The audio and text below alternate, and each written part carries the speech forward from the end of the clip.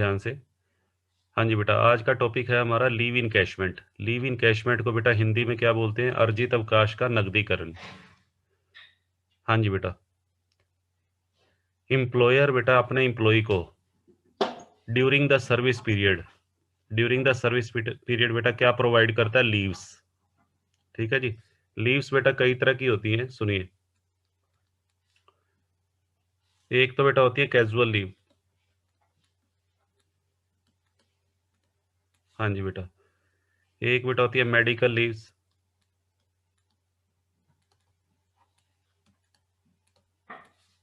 एक बेटा होती है अर्न्ड लीव,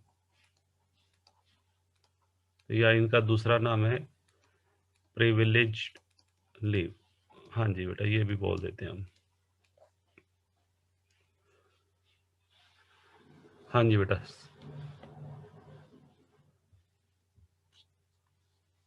कैजुअल लीव बेटा क्यों दी जाती है? जनरली कैजुअल लीव जो एम्प्लॉय को दी जाती है उसके पीछे पर्पस क्या है?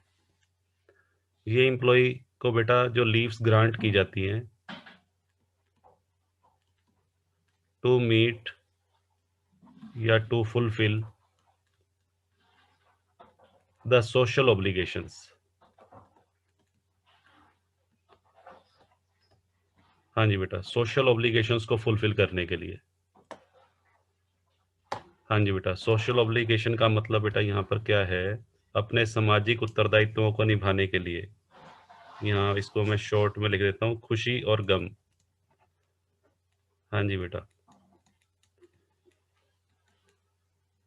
एम्प्लॉय बेटा जो कंपनी में जॉब कर रहा है, एक एम्प्लॉय को बेटा अपनी जॉब के साथ साथ बहुत सारे सोशल ऑब्लिगेशंस भी फुलफिल करने होते हैं।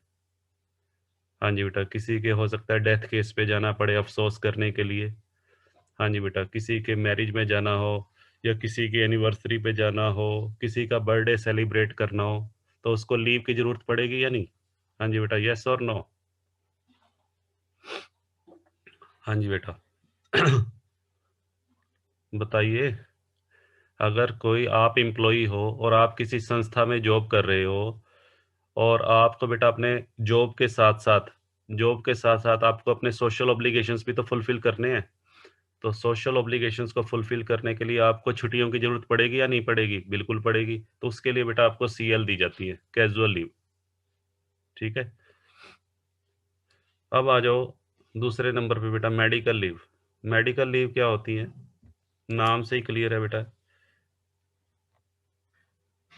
हाँ जी बेटा, ग्रांटेड फॉर मेडिकल अर्जेंसीज।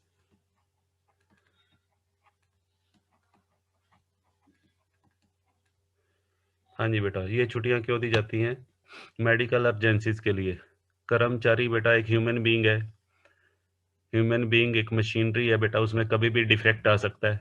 ठीक है जी। किसी कर्मचारी को कोरोना हो गया, ठीक है, तो उसको छुट्टियां लेनी पड़ेंगी या नहीं पड़ेंगी? उसके लिए उसको मेडिकल लीव बेटा दी जाती है।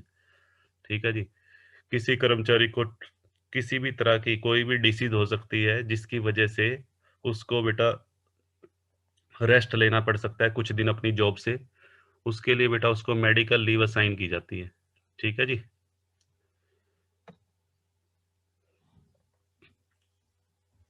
और तीसरे नंबर पे बेटा कौन सी लीव है? Earn leave. इसके अलावा भी बेटा कुछ लीव असाइन की जाती है जिनको हम अर्न लीव बोलते हैं। अर्न लीव बेटा क्या होती हैं? ये एम्प्लॉयर की तरफ से कुछ छुट्टियां और असाइन की जाती हैं एम्प्लॉय को। ये वो छुट्टियां हैं बेटा जो कर्मचारी लेना चाहे ले भी सकता है, और अगर नहीं लेना चाहता तो उस दौरान वो जॉब पे आ सकता है। और इसका फायदा क्या है इन छुट्टियों का? ये छुट्टियां बेटा एक्यूमुलेट होती रहती हैं और इसका पैसा मिलता है रिटायरमेंट पे। ठीक है जी। हर एम्प्लॉयर अपने एम्प्लॉय को कुछ छुट्टियां अर्न लीव के नाम से असाइन करता है। अर्न लीव बेटा जो होती हैं, सुनिए ध्यान से, ये छुट्टियां कर्मचारी ले भी सकता है, ऑप्शनल है। हाँ जी बेटा, एक तरह से ये कह लीजिए ऑप्शनल। हाँ जी बेटा। और एम्प्लॉय यदि ये छुट्टियां ले लेता है, हाँ जी बेटा, तब इसका रिटायरमेंट पे कोई पैसा नहीं मिलेगा। परंतु यदि एम्प्लॉय, हाँ जी बेटा, इन छुट्टियों को अवेल नहीं करता है, तो रिटायरमेंट तक जितनी भी छुट्टियां आपकी एक्यूमुलेट हो जाएंगी, उन एक्यूमुलेटेड लीव का आपको पैसा मिलेगा रिटायरमेंट पे। ठीक है जी। जैसे सपोज करो, हाँ जी बेटा, एक एम्प्लॉई है, हाँ जी बेटा, एक एम्प्लॉई है, हाँ जी बेटा, मिस्टर एक्स, हाँ जी बेटा, ये कोई एम्प्लॉई है मिस्टर एक्स, ये जिस ऑर्गेनाइजेशन में बेटा जॉब करता है वहाँ उसने 20 ईयर्स की सेवाएं दी हैं। हाँ जी बेटा, 20 ईयर्स की सेवाएं इसने उस ऑर्गेनाइजेशन को दी हैं, और उस ऑर्गेनाइजेशन के रूल के हिसाब से इसको 1 साल में 1 महीने की बेटा अर्नड लीव अलाउड थी।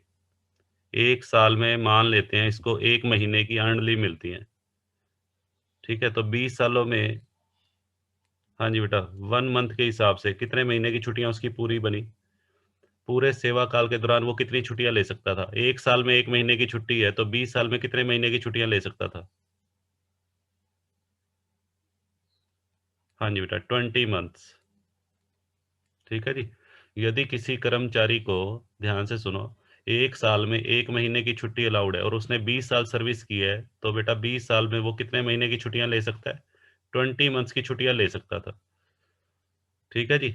और सपोज करो उसने बेटा ली कितनी है, हाँ जी बेटा, अवेल्ड, उसने छुट्टियां ली कितनी, सपोज करो जी उसने ली हैं 15 महीने की छुट्टियां ले ली, तो कितने महीने की छुट्टियां बेटा उसकी नहीं ली जो वो ले सकता था, बट वो अपनी जॉब पे आता रहा 5 महीने।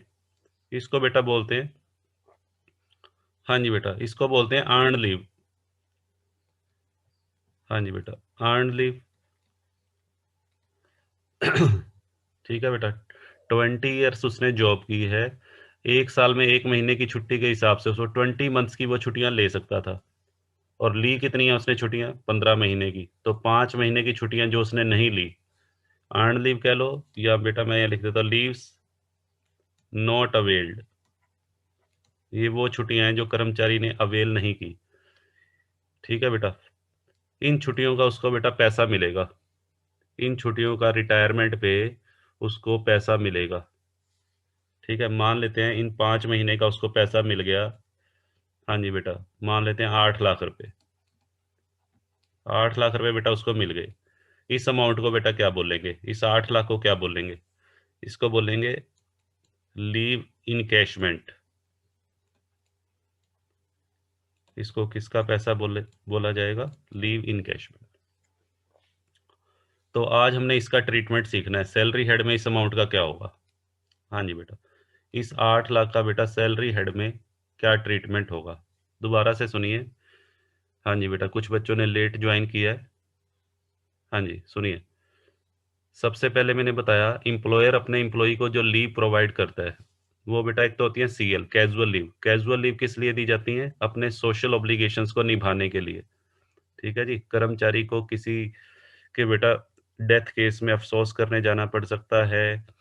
ठीक है जी, उसके रिलेशन में कोई बेटा कोई सेलिब्रेशन आ जाए, एनिवर्सरी, बर्थडे, उसके लिए उसको जाना पड़ सकता है, उसके लिए उसको लीव की जरूरत पड़ सकती है। ठीक है, मेडिकल लीव किस लिए दी जाती है, ग्रांटेड फॉर मेडिकल अर्जेंसी। अगर कर्मचारी खुद बीमार हो जाए या उसके परिवार का कोई सदस्य बीमार हो जाए, तो उसका बेटा मेडिकल ट्रीटमेंट करवाने के लिए लीव्स की जरूरत पड़ती है, तो इस पर्पज के लिए मेडिकल लीव असाइन की जाती है।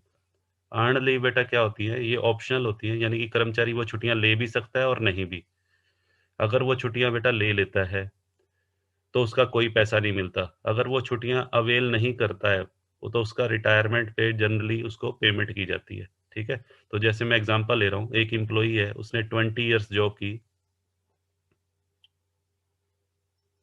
हाँ जी बेटा, अश्विनी कह रहे हैं क्या अर्न लीव का पैसा रिटायरमेंट पे ही मिलता है, नहीं बेटा, डेथ पे भी मिलता है। अगर सर्विस के दौरान निकलवाना चाहे तो सर्विस के दौरान भी ले सकता है, वो मैं बताऊंगा अभी सारे केसेस। ठीक है, हाँ जी बेटा, 20 ईयर्स उसने जॉब की और 1 साल में 1 महीने की छुट्टी ले सकता था, तो 20 ईयर्स में बेटा कितने महीने की छुट्टियां बनी, 20 मंथ्स की छुट्टियां बनी। और उसने ली कितने हैं, ली हैं बेटा 15 महीने की, तो कितने महीने की छुट्टियां उसने नहीं ली, 5 महीने की। इन 5 महीने की छुट्टियों का पैसा कितना मिल गया, मान लेते हैं, एज्यूम किया मैंने 8 लाख मिले, इस अमाउंट को बेटा क्या बोलते हैं, लीव इनकैशमेंट। ठीक है, तो इस अमाउंट का बेटा क्या करेंगे।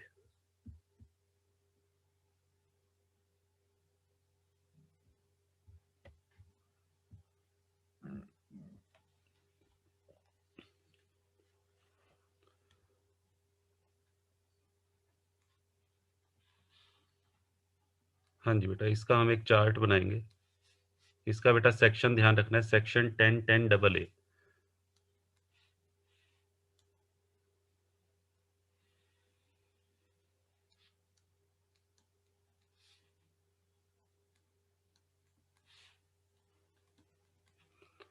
हाँ जी बेटा, सबसे पहला केस लेते हैं।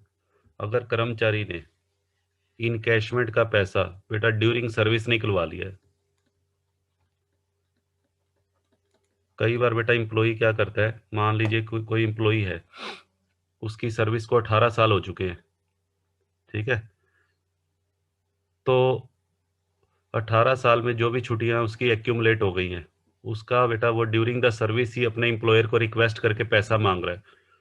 कहता है जी मुझे अपने लड़के की मैरिज करनी है या मुझे अपनी डॉटर की मैरिज करनी है, उसके लिए मुझे पैसे की जरूरत है, तो जो पैसा आपने मुझे छुट्टियों का रिटायरमेंट पे देना है तो वो मुझे अभी दे दीजिए। और उसके एम्प्लॉयर ने उसकी रिक्वेस्ट क्या कर ली, एक्सेप्ट कर ली, ठीक है।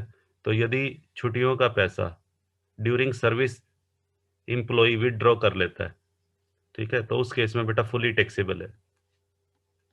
उस केस में ये पैसा फुली टैक्सेबल होगा फॉर ऑल एम्प्लॉइज, चाहे वो गवर्नमेंट एम्प्लॉय हो चाहे नॉन गवर्नमेंट हो।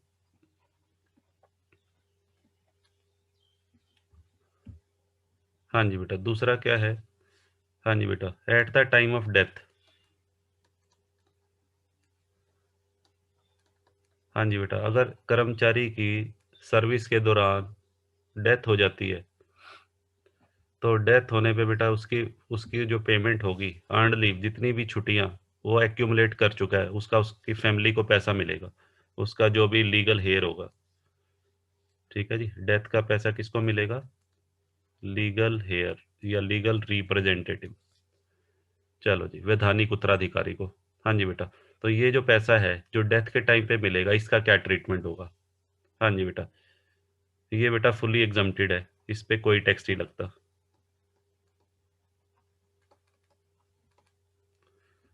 हाँ जी बेटा, और तीसरे नंबर पे आ जाइए। अगर कर्मचारी को ये जो पैसा है ये कब मिला है। हाँ जी बेटा, रिटायरमेंट पे। अगर कर्मचारी को लीव इनकैशमेंट का पैसा बेटा रिटायरमेंट पे मिला है, तो इसका ट्रीटमेंट क्या होगा। हाँ जी बेटा, इसको हम दो पार्ट्स में डिवाइड कर लेते हैं।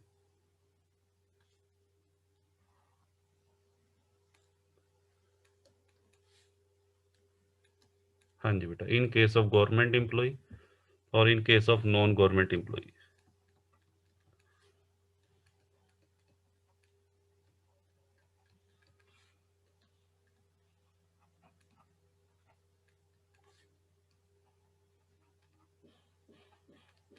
हाँ जी बेटा, तो पहले हम गवर्नमेंट एम्प्लॉय की बात करते हैं।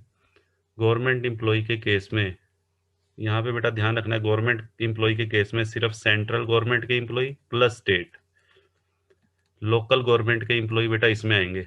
नॉन गवर्नमेंट एम्प्लॉय में क्या क्या आएंगे, लोकल गवर्नमेंट के एम्प्लॉय। हाँ जी बेटा, लोकल अथॉरिटी कह लीजिए, लोकल अथॉरिटी जैसे म्युनिसिपल कॉरपोरेशन, ठीक है जी, कैंटोनमेंट बोर्ड, ग्राम पंचायत, वो सब इसमें आएगा। अच्छा, स्टैट्यूटरी कॉरपोरेशन, स्टैट्यूटरी कॉरपोरेशन भी बेटा इसी में। नॉन और अदर एम्प्लॉयज, अदर एम्प्लॉयज का मतलब प्राइवेट सेक्टर हो गया या सेमी गवर्नमेंट, ये सब नॉन गवर्नमेंट में लेने हैं। चलिए, अब गवर्नमेंट एम्प्लॉय के केस में बेटा क्या ट्रीटमेंट है। रिटायरमेंट पे गवर्नमेंट एम्प्लॉय को जो लीव सैलरी मिलती है दैट इज फुली एग्जम्प्टेड। हाँ जी बेटा, कोई टैक्स नहीं देना पड़ेगा। और नॉन गवर्नमेंट एम्प्लॉय के केस में, हाँ जी बेटा, नॉन गवर्नमेंट एम्प्लॉय के केस में टैक्सेबल तो है पैसा, बट पार्शली टैक्सेबल है। हाँ जी बेटा, पार्शली टैक्सेबल। अब इसको निकाल लेंगे कैसे, पार्शली टैक्सेबल का अमाउंट बेटा कैसे निकालते हैं। हाँ जी बेटा, पार्शली टैक्सेबल का अमाउंट कैसे निकलता है बताओ। Amount received minus amount exempted, ठीक है। अमाउंट रिसीव्ड तो बेटा क्वेश्चन में गिवन होगा ये तो। अब क्वेश्चन ये राइट ये होता है कि जो हमारा अमाउंट एग्जम्प्टेड है एग्जम्प्टेड अमाउंट बेटा कैसे कैलकुलेट करना है, ये हमारा क्वेश्चन है। ठीक है जी, आपको ये सीखना है बेसिकली। तो एग्जम्प्टेड अमाउंट बेटा निकालने के लिए आपको नेक्स्ट पेज पे ले चलते हैं।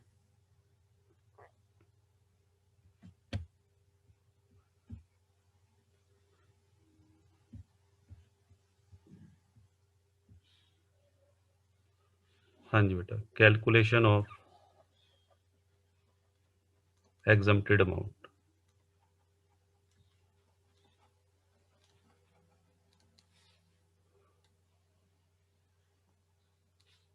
Of leave salary. Leave salary भी बोल देते हैं या लीव इनकैशमेंट, बात एक ही है। हाँ जी बेटा, एग्जम्प्टेड अमाउंट निकालने के लिए बेटा क्या करना है आपको, वही 3 अमाउंट निकालेंगे, लीस्ट ऑफ द फॉलोइंग। इसमें बेटा 4 अमाउंट निकलेंगे, 3 नहीं निकलेंगे, 4। Following 4 amounts will be exempt. हाँ जी बेटा, मैं आपको 4 पॉइंट लिखवाऊंगा, इन चारों में जो सबसे कम होगा वो बेटा एग्जम्प्ट होगा। तो सबसे पहला क्या है, हाँ जी बेटा, सबसे पहला है एक्चुअल अमाउंट रिसीव्ड। ठीक है जी।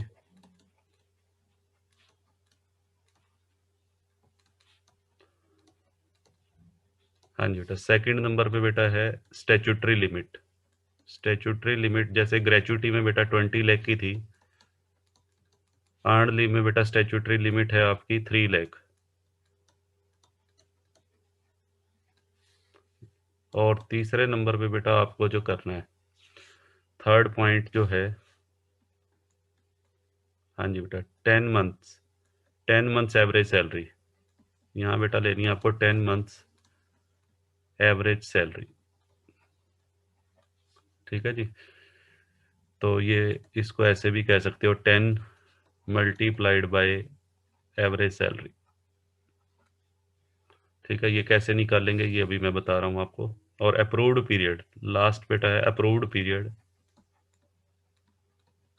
Multiplied by average salary. Approved period बेटा क्या होता है, इसके बारे में भी हम बात करेंगे। ठीक है, अब सुनिए ध्यान से। हाँ जी बेटा, सैलरी में क्या क्या लेना है, पहले हम बात कर लेते हैं सैलरी में क्या क्या लेना है बेटा। सैलरी में बेटा 3 चीज़ें हैं, बेसिक पे प्लस डियरनेस पे प्लस कमीशन ऑन सेल।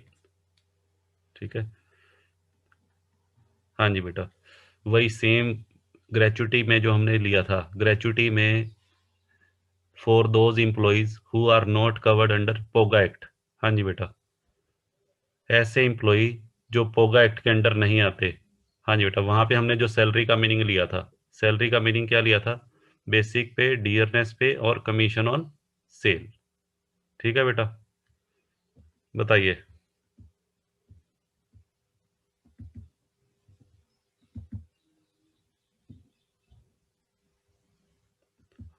हाँ जी बेटा, बताओ यहाँ तक।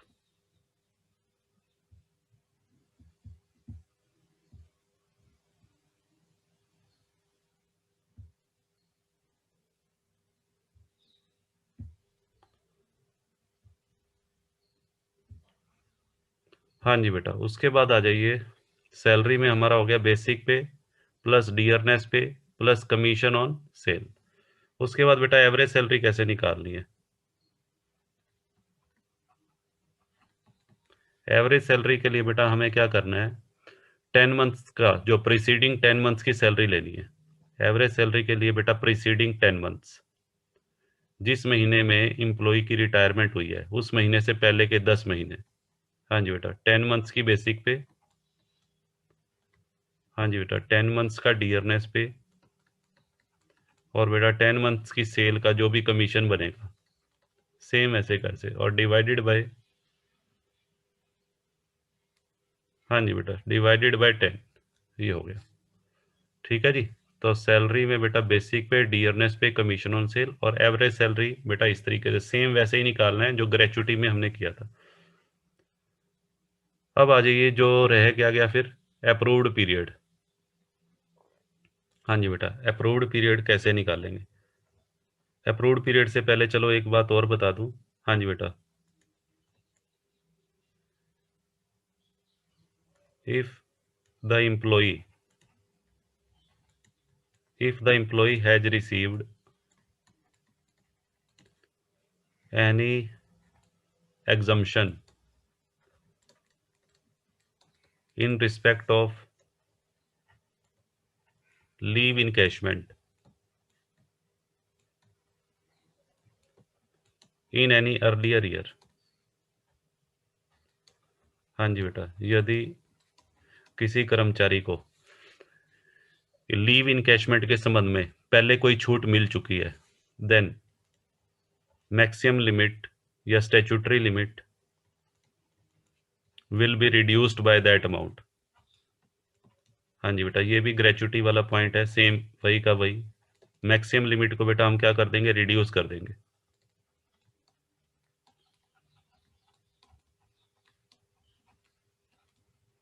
हाँ जी बेटा, इसका मतलब क्या है सुनिए। इसका मतलब ये है, जैसे फॉर एग्जांपल मान लीजिए कोई एम्प्लॉई है। हाँ जी बेटा, ये एम्प्लॉई एक बार 2007-8 में बेटा रिटायर हुआ।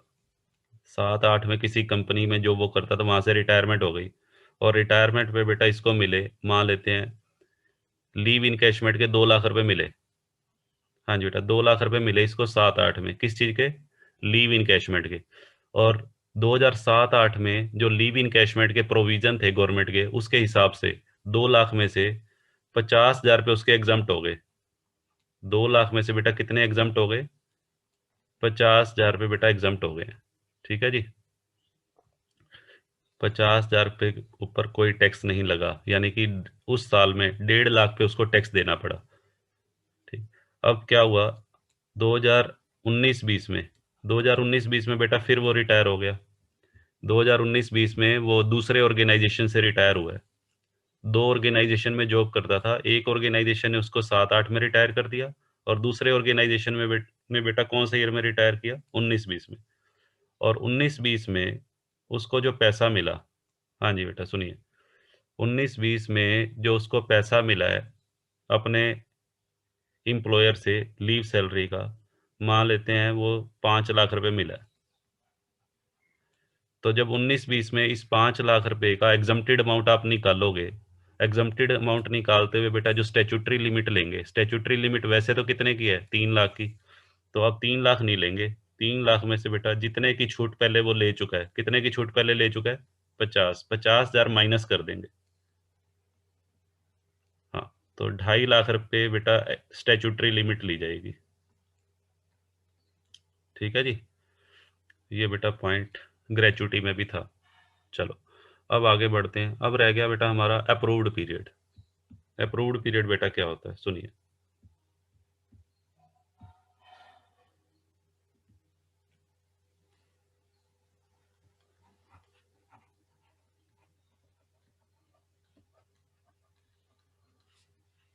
हाँ जी बेटा, अप्रूव्ड पीरियड क्या होता है, अप्रूव्ड पीरियड के बारे में ध्यान रखना है। Approved period can not exceed 1 month, या 30 डेज भी बोल देते हैं, can not exceed 30 days in a year. हाँ जी बेटा सुनिए, अप्रूव्ड पीरियड जनरली हम उस पीरियड को बोलते हैं द, हाँ जी, the period for which the leaves were not taken, not availed लिख लो या नॉट टेकन। हाँ जी बेटा, देखिए इसका क्या मतलब है। अप्रूव्ड पीरियड का कंसेप्ट समझाने के लिए मैं 2-3 एग्जांपल लूंगा आपको, आपके लिए। उसको बेटा ध्यान से समझना, क्योंकि अगर ये बात समझ में आ गई तो समझ लो आपको ये पॉइंट समझ में आ गया। तो अप्रूव्ड पीरियड के लिए, हाँ जी कोई बात नहीं, वो पूनम भेज देगी बेटा, स्क्रीनशॉट पूनम ने ले लिया होगा, नैन्सी। ठीक है, हाँ देखिए केस नंबर 1 बेटा, अप्रूव्ड पीरियड का केस नंबर 1। केस नंबर 1 में, हाँ जी बेटा, ये कोई एम्प्लॉई है मिस्टर एक्स। हाँ जी बेटा, सपोज करो इसने बेटा 20 ईयर्स जॉब की है। हाँ जी बेटा 20 ईयर्स की इसकी जॉब है और हर साल अपने एम्प्लॉयर की तरफ से इसको आधे महीने की 15 दिन की बेटा छुट्टियां मिलती थी। हाँ जी बेटा हर साल इसको 15 डेज की अर्नड लीव मिलती थी।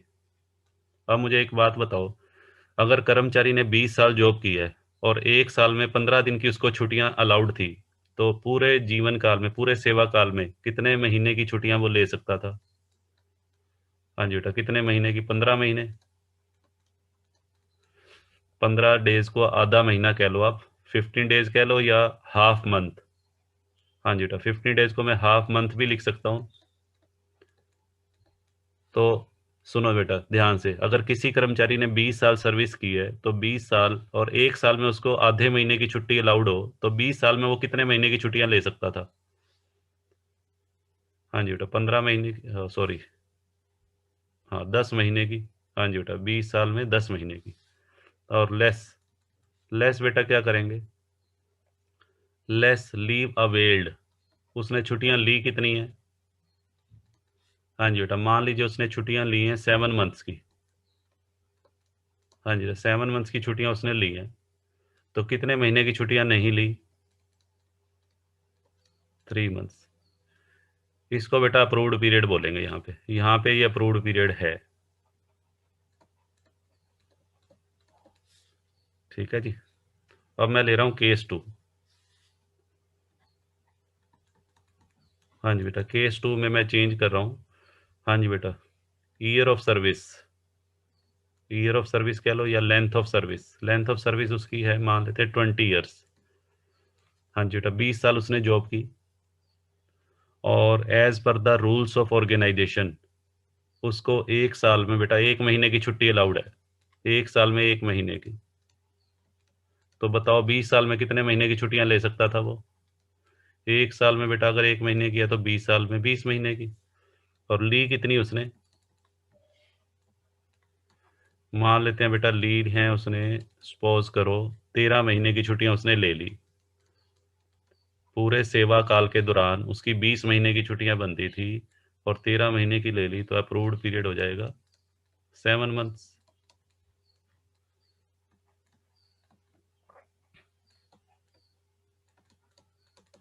हाँ जी बेटा। और केस नंबर 3। हाँ जी बेटा सुनिएगा, लेंथ ऑफ सर्विस 20 ईयर्स है। हाँ जी बेटा और सपोज करो as per the rules of organisation उसको एक साल में बेटा 1.5 महीने की छुट्टी अलाउड है, 1.5 मंथ्स की छुट्टी अलाउड है एक साल में। तो 20 साल में कितने महीने की छुट्टियां बनी? हाँ जी बेटा अगर एक साल में 1.5 महीने की छुट्टी अलाउड है तो 20 साल में बेटा बताओ, 20 साल में उसके बन गए 30 महीने। और उसने छुट्टियां ली कितनी? छुट्टियां बेटा ली कितनी हैं? मान लेते हैं, सपोज करो बेटा उसने छुट्टियां ले ली 25 महीने की। 25 महीने की छुट्टियां ले ली, तो अप्रूव्ड पीरियड कितना होना चाहिए? अप्रूव्ड पीरियड बेटा कितना होना चाहिए? 5 मंथ्स। बट यहाँ पे ध्यान से सुनिएगा, ये अप्रूव्ड पीरियड बेटा नहीं है। ये जो अप्रूव्ड पीरियड मैंने निकाला है बेटा, ये अप्रूव्ड पीरियड नहीं है। This is not the approved period.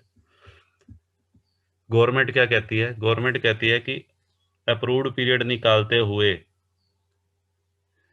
हाँ जी बेटा गवर्नमेंट क्या कहती है या इनकम टैक्स डिपार्टमेंट क्या कहता है कि अप्रूव्ड पीरियड एक साल में 1 महीने से ज़्यादा नहीं होना चाहिए। कम तो हो सकता है, हाँ जी बेटा कम तो हो सकता है, बट एक साल में 1 महीने से ज़्यादा नहीं होना चाहिए। यहाँ पे देखो, यहाँ पे 1 महीने से कम की छुट्टियां थी, यहाँ पे 1 महीने की छुट्टी है। यहाँ पे बेटा कितने महीने की छुट्टियां हैं?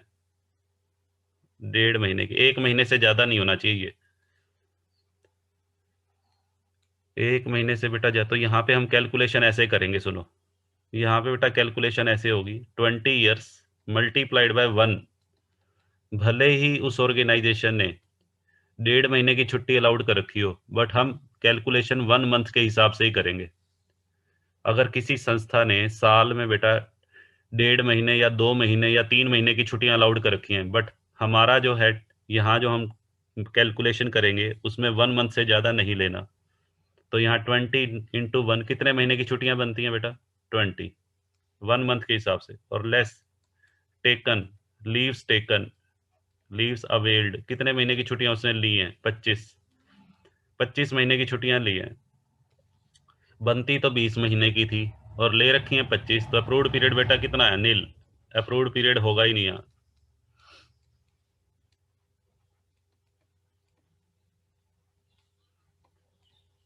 हाँ जी बेटा, बात समझ में आई है? आपको 1 साल में 1 महीने से अगर ज़्यादा की छुट्टियां अलाउड कर रखी हैं कर्मचारी को, तो वो फिगर नहीं लेनी, आपने सिर्फ 1 ही लेना है। और उसके हिसाब से देख लो, 20 ईयर्स उसने जॉब की है, तो 20 ईयर्स में कितने मंथ्स की छुट्टियां बनी? 20 मंथ्स की बनी। और ले बेटा कितने महीने की रखी हैं? 25 महीने की। तो अप्रूव्ड पीरियड नील आ जाएगा। अगर 15 महीने की छुट्टियां ली होती तो अप्रूव्ड पीरियड 5 आ जाता।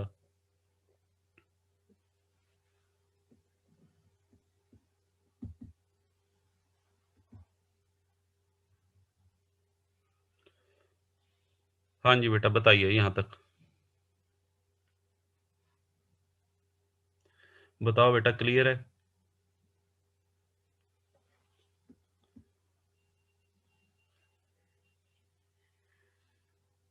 चलो बेटा, अब इसको इवनिंग वाली क्लास में इसके न्यूमेरिकल्स करेंगे हम, ठीक है?